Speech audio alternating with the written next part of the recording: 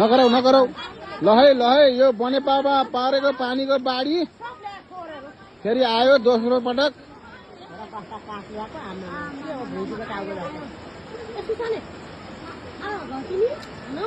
यहाँ मुख्य कुरो हिमपाइप अहिलेसम्म यतिकै राम्रो छ। पुल कोटेखोला सिपाली जाने पुलको हिमपाइप अब लाने भयो।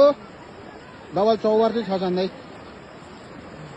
आमामामा 4 बाई केही छ त सुरुमा तर ठुलै हो यार। अब चढी नि यसले गर्दा यहाँ हेर यो दाउरो दाउरो दाउरो हेर दाउरो हिमपाइप छिरो छिरो छिरो छिरो ल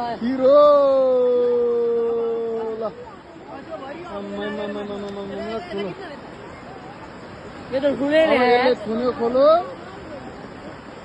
अब हिमपाइप बगाएको हेरौँ अहिलेसम्म त कट्या ध्यान ठुलिनु पऱ्यो सम्मु यहाँ हेर्नु कत्रो हो तर ठुलै आएको हो मान्छे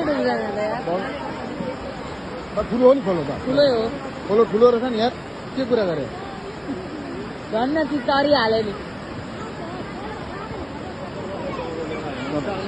हिमपाइपै लान्छ हिमपाइप लैहाल्छ नि कहाँ अब त सम्मकै छैन नि हेर्दा 1 सेकेन्ड अब यो पनि लाग्दैन कुन यो कोटाइसक्यो लडाइसक्यो। ए बाटोबाट यता गयो पानी हरिबाट गयो सँगै पानी ए ठुलै आयो हरिबाटपट्टि गयो पानी उतापट्टि पनि गयो रियाटो लाग्यो मलाई त खोलोले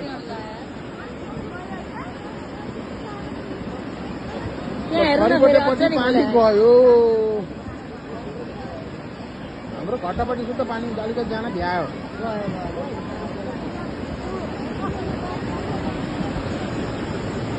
ल खोलो गनाएर ठुलै आयो वर पारे खोलो आएको अवस्था धेरै छेउमा नजाने रियाटो चल्छ भाइ चलाऊ हाम्रो यहाँ माथि चाहिँ पाइप त लान्छ लाँदैन तर पुर्थ्यो। अब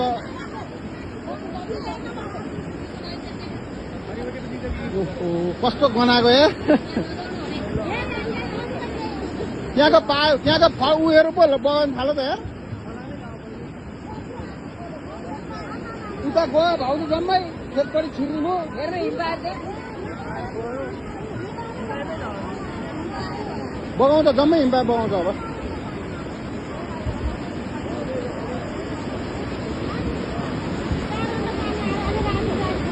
3-4 घण्टा भयो ए सजिलै बगाउँदो रहेछ अनि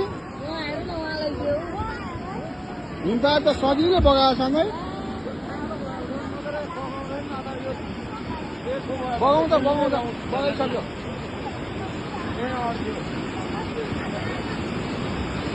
खोलोले कतिसम्मको रूप देखाउने भयो भन्ने कुरा अब चनौटेका मान्छे नि उताको यतै हुने भए।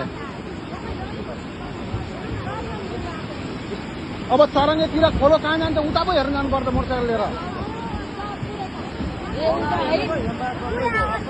हरिबडीपट्टि त खोलो यतिकै सजिलै छिरो ऊ अनि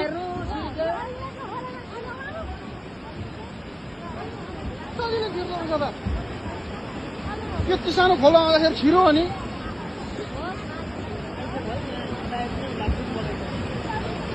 तर उतातिर ठुलो आएको देखेन हरिबडी घट्टातिर पानी छिरो नि। अब उता जाउँ कान्दै उहाँ कहाँ रे सिक्री ओडेर जाउँ